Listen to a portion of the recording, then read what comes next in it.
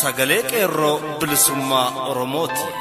Sagaleen qeerroo bilisummaa Oromoo torbaanitti guyyaa 3 facaasaa yookaan kibxata kamisaa fi jimaata akka lakkoofsa sa'a Oromootti galgala keessaa sa'a 7:00 hanga 8tti meetir baandii 16 yookaan kiiloo heerzii 17,840 irratti qilleensa irraan isiniif darbuudha. Kun sagalee qeerroo bilisummaa Oromooti.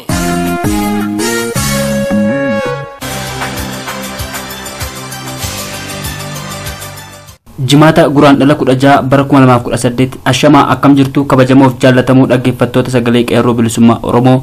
Kun qophii sagalee qeerroo bilisummaa Oromoo kallattiin Oromiyaarraa isiniif darbaa jirudha. Sagantaan keenya akkuma beekamu oduu isin dhageessisuun eegalla. Itti aansuun gaafiif deebii torban darbe isiniif dhiyeessaa turre kan dhumaa isin biraan geenya walleen warraaqsaas qaama sagantaa keenyaati. Isin keessummeessaa kan isin waliin turu'an Abdii Bilisummaati. Haga xumura sagantaa keenyaatti nu waliin turaa jechaa amma kallattiin gara oduuttan isin dabarsa. Ashamaa akkam jirtu kabajamoo dhaggeeffattoota sagalee qeerroo bilisummaa Oromoo. Oduu guyyaa har'aa qabannee dhiyaanneerra oduu waliin aan qalbeessaa dhangayaati. Muummichi ministeera Itoophiyaa jedhamuun kan of waamamu obbo Hayilamaariyaam Dassaaleny xalayaa aangoo dhaabuu galfatan jedhamee xalayaan sunis hojiirra oolee aangoo lakkisuu isaaniitu himame. Wayyaaneen ilmaan Oromoof saboota cunqurfamoo impaayera biyyattii waggoota 27 bitaa kan turte bututtuu aangoo ishee mirkaneeffatuurraan obbo Hayilamaariyaam Dassaaleny illee xalayaa hojii dhaabuu isaa akka galfatu taasise. Xalayaan isaa sun fudhatama argatee hojii dhaabeera jechuun uummataaf balballoomsaa jiraachuun isaanii beekame.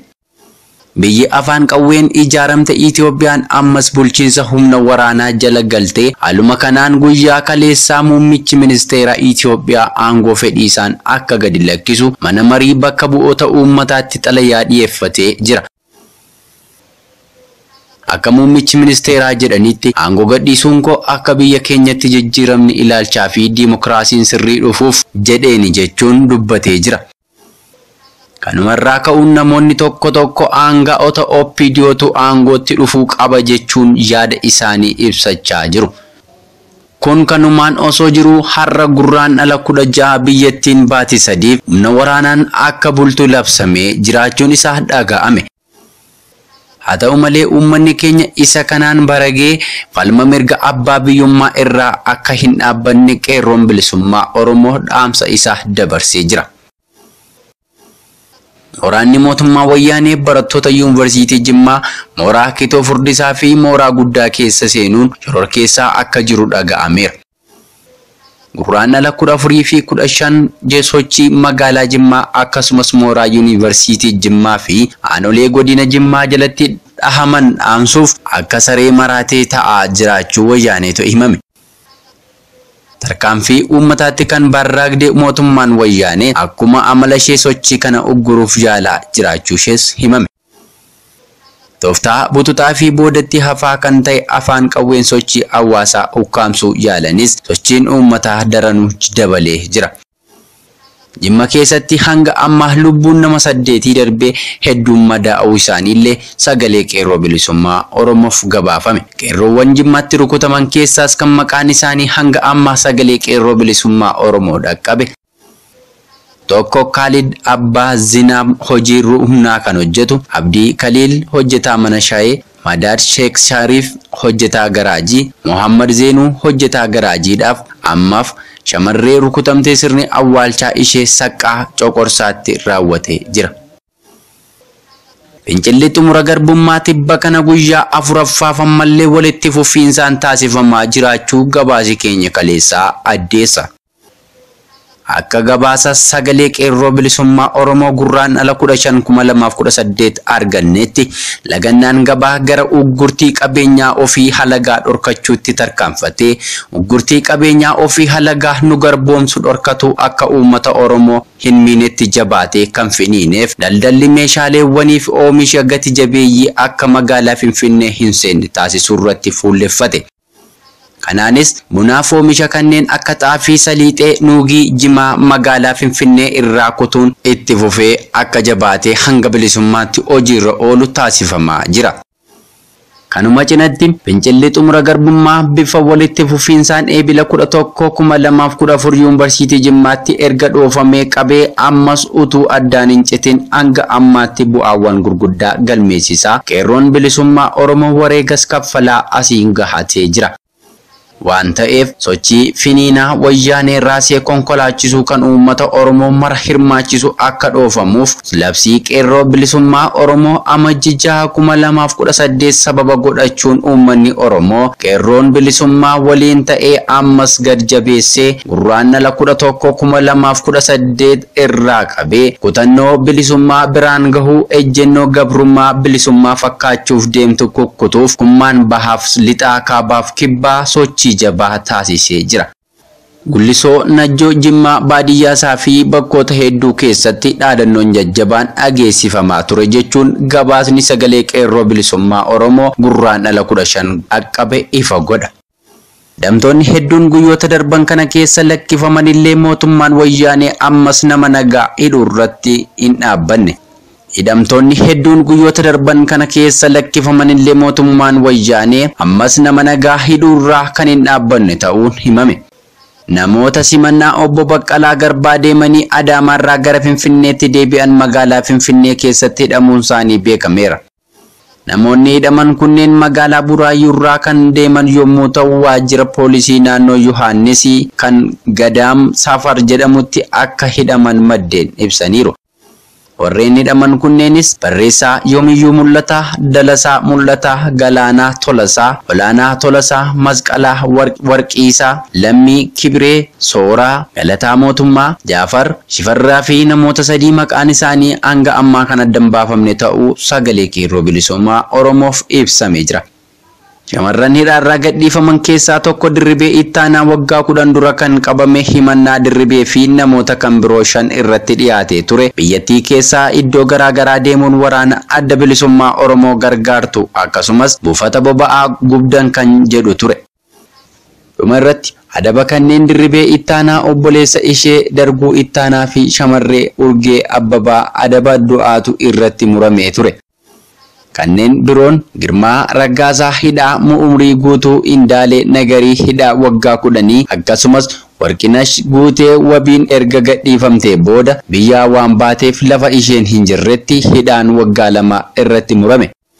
Garuu du'aan kan adabaman Dirribee Ittaanaa fi Urgee Abbabaa akkasumas kan yeroo hidhaa isaa xumuree Indaalee Nagarii gadhiifamanii jiru. Gama kaaniin raadiyoo sagalee qeerroo gargaaramuun gaazexeessummaa fi aartiin dahattanii uummata kakaasuun mootummaa kuffisuuf yaalan kan jedhamaniin himatamtoota 7 keessaa 4 gadhiifamanii jiru. Kanneen gadhiifaman kunis Qananii Taammiruu, Seenaa Solomoon, Eeliyaas Kifiluu fi Baayiluu Naccoo yoo ta'an Oliyaad Baqqalaa, Ifaa Gammachuu fi Mooyibul Misgaanuu hin bahin hafaniiru jechuun sagalee qeerroo bilisummaa Oromoof ibsame. Dirribee Ittaanaa murtiin du'aa itti murtaa'e waggaa 12 hidhamtee kan baate boleessi ishees murtii du'aa fudhatee mana hidhaa keessa jiraachuu ibsite. Haala yaaddessaa keessa akka turtee fi rakkoo maatiillee akka qabdu dubbatti. Waggoota 12 kan guutuu abbaa ishee waliin akka waliin argin jirtuu fi dararaan guddaan irra ga'aa akka ture himti. Akkasumas artisti Seenaa Solomoon hidhamtee beellamaan mana murtiitti deddeebi'aa kan jirtu, tibbuma kana kan lakkifamte dararaan hedduun mana dabaa Maayikalaawwiitti irra ga'aa akka ture ibsite. Artisti Seenaan gadhiifamuu hidhamtootaa ilaalchisuun hidhamaan Oromoo parsantaa 100 keessaa parsantaan tokko illee akka hin baane miira gootummaan dubbatte. Warreen hafan baasuuf ammas qabsoon itti fufuu qaba jechuun dhaamsa ishee dabarfatte. Shamarran hiikaman kunneen mana hidhaa sana keessatti hiriyoota isaanii dhiisanii ba'uutti akka gaddan ibsatan.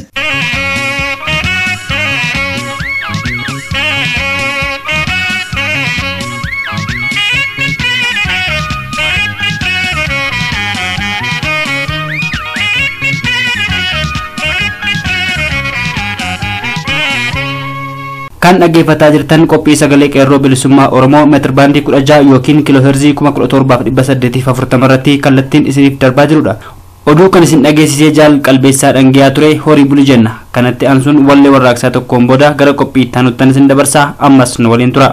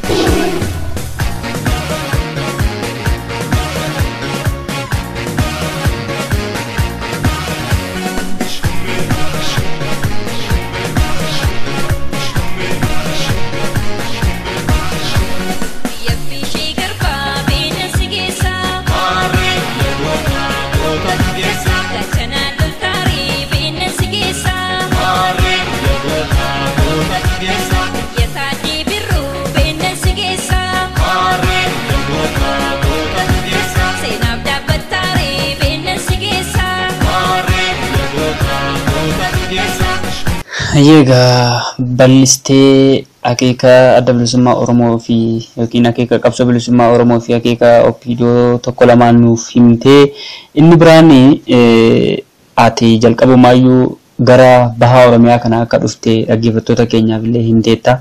Mee gara bahaa Oromiyaa kana mee maaltu jira? Gara daangaa kana wal qabatee sochiin gurguddaan akka tureef uummanni gara sanaa mootummaa wayyaanii kana wajjiraan waraana mootummaa wayyaanii kana wajjin wallaansoo akka wal qabaa oolu inuma dhaga'ama. Mee gara sana mee maaltu jira gabaabsitee dhaggeeffattoota keenyaaf yoo nu qoodde?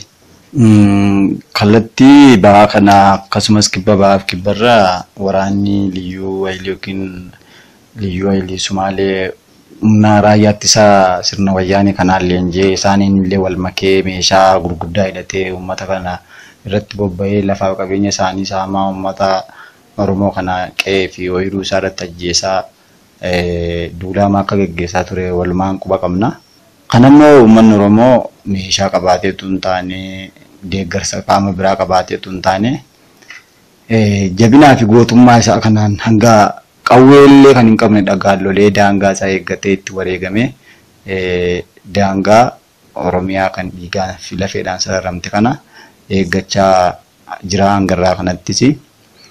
Asirratti darbee wal makanii yookaan liyyuu wayiliin kun leenjii akkasiin haa dhufu malee gara boodaa kana waraanni makalaakaa yookiin immoo raayyaa ittisa biyyaa wayyaanee kun guutummaatti humna liyyuu wayilii Sumaalee takka illee ofitti hin dabalatiin yeroo dhufee uummata keenya irratti dhukaasa banu mul'achaa ture.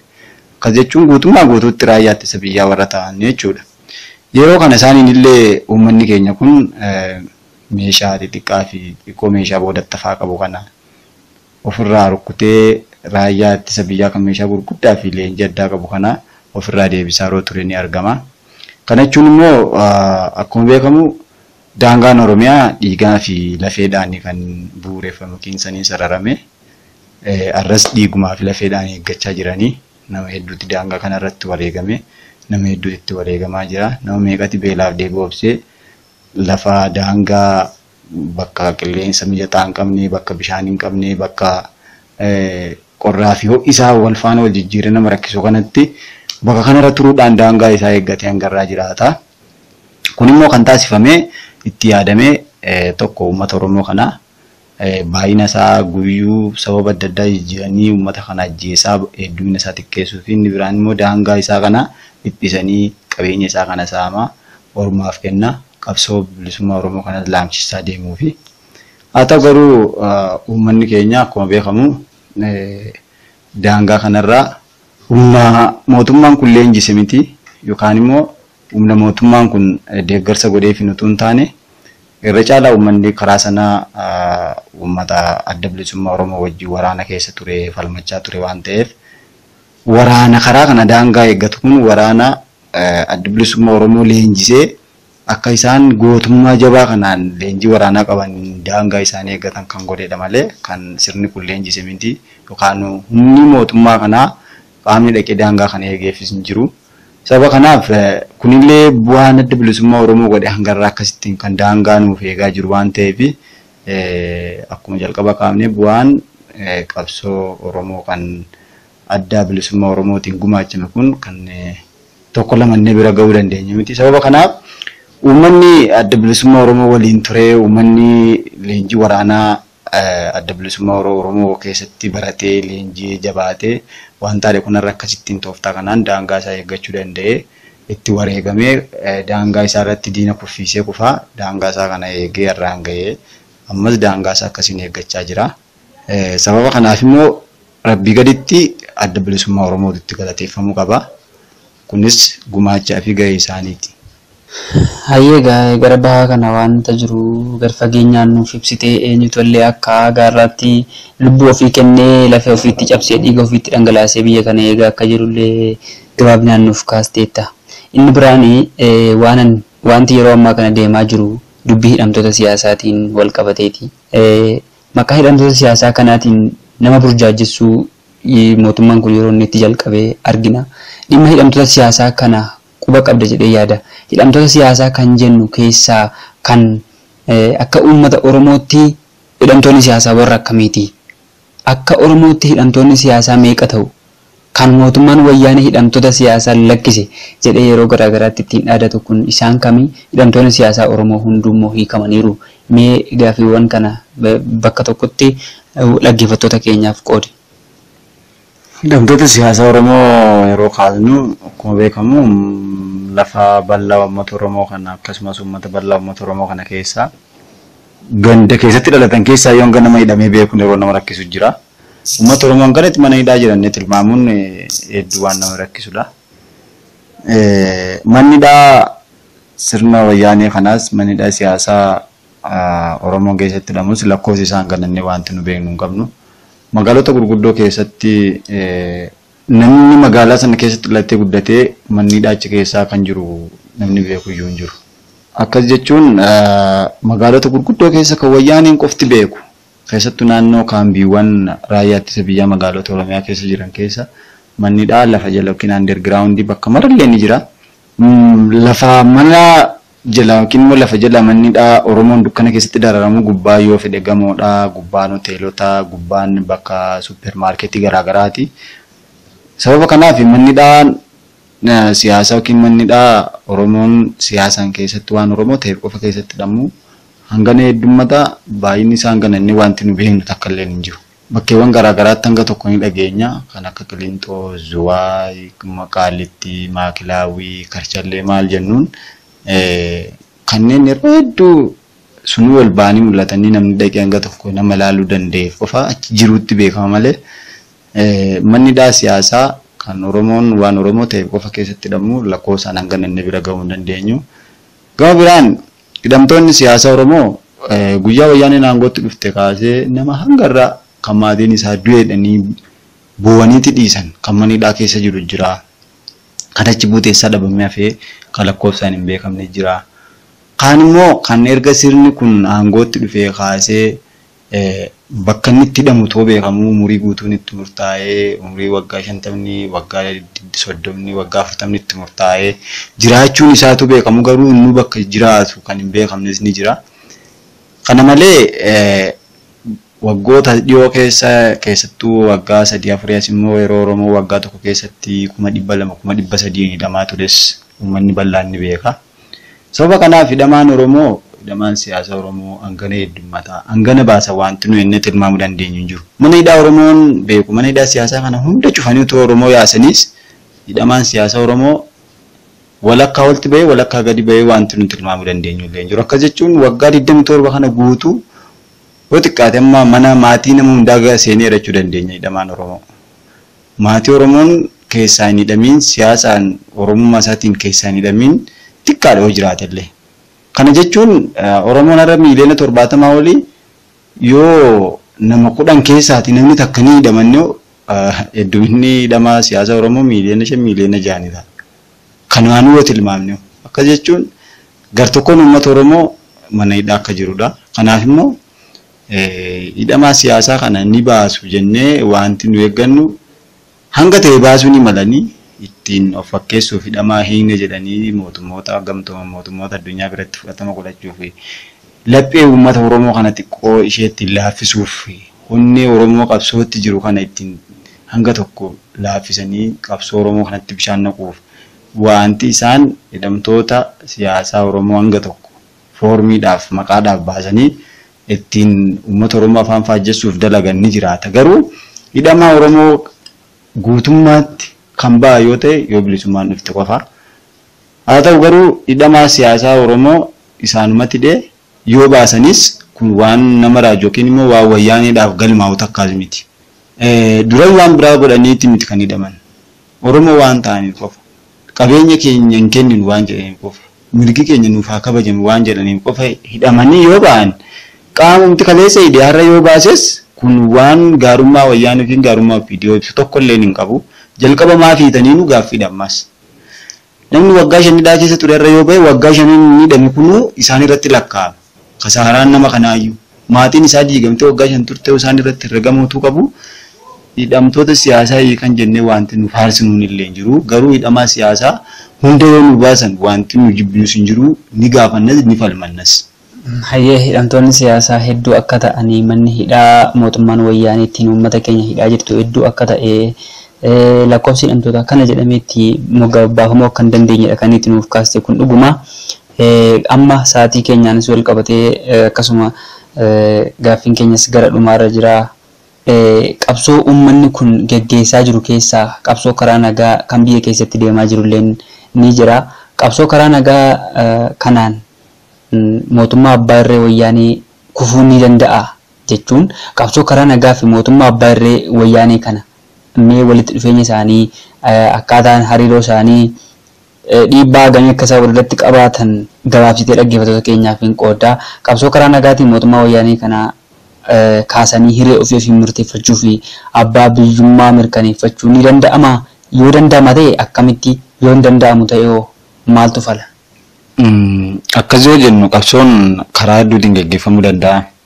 Qabsoon aartiidhaan ni gaggeeffama, qabsoon barreeffamaan ni gaggeeffama, sagaleen ni gaggeeffama, waraana hidhannootiin ni gaggeeffama. Qabsoon karaa adda addaa gaggeeffama. Isaan keessaa qabsoon karaa nagaa fi bakka lamatti gurguddinuu qabuun qabsoo karaa nagaa fi qabsoo hidhannooti. Qabsoon karaa nagaa gahee mataasaa qaba, qabsoon hidhannoo gahee mataasaa qaba. Milkaa'inaaf immoo lachuus yoo sirriitti wal qabatee jabaatee itti fufedha. Qabsoo karaa nagaa gaafa inni uummanni hundi dammaqee haqaa fi mirga isaa beekee kan falmatu yoo ta'e akkasumas shiroota lafa jala deeman shiroota diinni guyyuu uummata kanarratti geggeessaa oolu kana beekee uummanni akka dura dhaabbatu kan geggeeffamu karaa nagaa sagalee ofii dhageessifachuu karaa nagaa falmachuu yoo ta'u qabsoon kun uummata ni dammaqsaa qabsoo kanaaf qabsoo humna ta'ee qabsoo geggeeffamu kanaaf gaazii ta'ee akkasitti jabaatee bobaa ta'ee qabsoo kana gara fuulduraatti tarkaanfachiisuu kan danda'u yoo ta'u garuu qabsoon kun qabsoo bilisummaa Oromootiif xumura godhu yookiin immoo gabrummaatti kan xumura godhu ta'u akka yoo jennu uummata dammaqsuun kun uummanni dammaqe kun kaan karaa nagaan itti fufee kan dammaqe kun kaan immoo hidhannootti yookiin immoo qabsoo hidhannootti makamee akka qabsoo jabeessu godhaa namni dammaqe jechuun waan danda'u erga dammaqe kan barreessu barreeffamaan qabsaa'ee kan ogummaa aartii qabu kan muuziqaa qabu muuziqaan qabsaa'ee kan karaa nagaa hiriira bahee falmatee kan waraana danda'u waraanatti makamee akka inni qabsoo kan hunda jabeessuu isa gargaara qabsoon karaa nagaa gaggeeffama. Achi booda uummanni kun erga dammaqee karaa nagaa falmatee booda waan itti aanutti tarkaanfii itti aanutti darbuu fi hidhannoo jabeessuudha. Hidhannoo afaan qawweetiin gaggeeffamu qabsoo afaan qawween gaggeeffamu jabeessuutu irra jiraata. Gaaf kana qabsoo karaa nagaa fi qabsoo hidhannoo gaggeeffamu yoo walitti fidame qabsoon galma ni ga'a. Kanaan alatti garuu qabsoo karaa nagaa kana qofa gaggeessinoodhaan biyyoota diimokiraasii ni qabna jedhanii hanga tokko addunyaa kanarraa gurra qaban birattuu qabsoon karaa nagaa qofaan galma ga'ee hin jiru. Biyyoonni diimokiraasii qabna addunyaa irratti waan taatan yeroo hedduu waraanaa fi meeshaa waraanaa gurguddaa ijaaraa yeroo isaan oolan oomishaa yeroo isaan oolan argina. Kana jechuun addunyaa kanarratti hidhannoo qawwee yoo hin qabaanne diimokiraasiinis hin jiraatu, bilisummaanis hin jiraatu, haqnis hin jiraatu. Kanaafuu qabsoo karaa nagaa gaggeeffamu kanatti humna gochuuf hidhannoo jabeessuun dirqama keenya akka ta'e gabanumaa hin dhaabne. Egaa waan ijoo nuu kaaste bakka kanatti qabsoo karaa nagaa gaggeessuun hin danda'ama. Qabsoo karaa nagaatiin uummata dammaqsuun hin danda'ama. Keessumaa biyya Itoophiyaa kana keessa biyya mootummaa abbaa irreen bultu kana keessatti qabsoo karaa nagaa adeemsifamuun uummata kana dadammaqsuu uummata kana hagatee siyaasaa fi barsiifachuu hagatee qabsoo uummata kakaasuun ni danda'ama. Garuu furmaata waaraa uummata kana qabsoo bilisummaa Oromoo kana galmaan geessisuuf bilisummaa uummata kanaa mirkaneessuuf biyya kanatti kabaja gochuudhaaf daangaa uummata kanaa sararanii walabummaa fi birmadummaa ishee eegsisanii jiraachuu humni guddaan barbaachisaan humna hidhannoo ta'uu isaatiin uummata Oromoo kana birattis qabsoowwan karaa lamaan kana gaggeeffaman qabsoo hidhannoo fi qabsoo karaa nagaa gaggeeffaman kun walitti yoo dhufan mootummaa kana hundeerraa buqqisuun danda'u jedheen amanaa. Uummanni Oromoo akka waliigalaatti furmaata waaraaf bilisummaa dhugaa walabummaa biyya kanaa mirkaneessee sirna gabroonfataa kana ofirraa buqqisuudhaaf akka dhuunfaa akka waliigalaatti mee maal gochuu qabattee yaadda? Mirga abbaa biyyummaa keenya mirkaneeffachuu fi wanti nu gochuu qabnu waan ifaadha. Namni kamuu gama danda'een ogummaa qabu maraan qabsoo Oromoo kan ayyaan laallattummaa hin qabne, kan shira hin qabne, kan dhara hin qabne qabsoo haqaa kana bira dhaabbachuudha wanti nu tumsuu qabnu. Kana jechuun qabsoo kan hidhannoo keessattuu uummanni Oromoo yeroo kana dargaggoo fi qeerroo hedduu qaba. Uummanni Oromoo gara miiliyoona 20 olii sadarkaa dargaggummaarra jiru. Uummanni miiliyoona 20 kun nama hidhatee loluu danda'u waan ta'eef kana keessaa xiqqaatu 20 keessaa tokkollee yoo taate qabsoo hidhannootti makamuun hidhannoo jabeessuun dirqama nutti ta'a. Kan yoon jedhu akkuma duraanis kaase ogummaa qabuunis qabsaa kan hidhannoo danda'u hidhatee karaa nagaa gaggeessu kan karaa barreeffamaa qabsoo gaggeessuu danda'u hundi jabaatee qabsoo gama danda'uun jabaatee humna qabsoo ijaarame immoo walitti fidanii kan karaa nagaa qabsaa'uuf kan hidhannoon qabsaa'u walitti fidanii humna tokkoon hooggansa jabaa tokko jalatti ijaaramanii qabsoo itti fufuun irra jiraataan jedha hangama kiyyaa. Dhumarratti akka waliigalaatti gaaffiiwwan kana hundumaa kaafnee waliin mari'ataa turre kana keessatti dhaggeeffattoota keenya si dhaggeeffataa turan kanaa fi dhaamsa akka waliigalaatti dhaamtee nagaatti dhaammattaa jechuudha.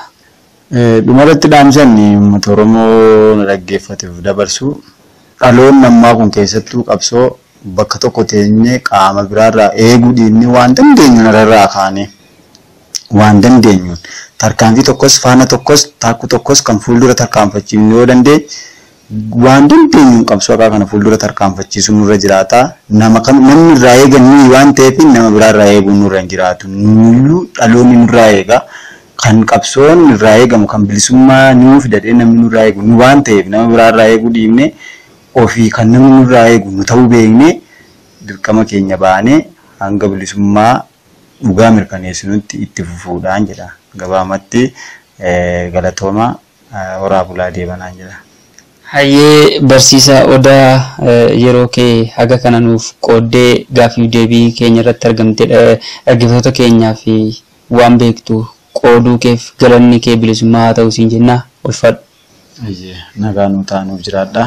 Bilisummaadhaan isin haa ga'u. Warra bilisoomee abbaa biyyummaa mirkaneeffatu isin haa godhu.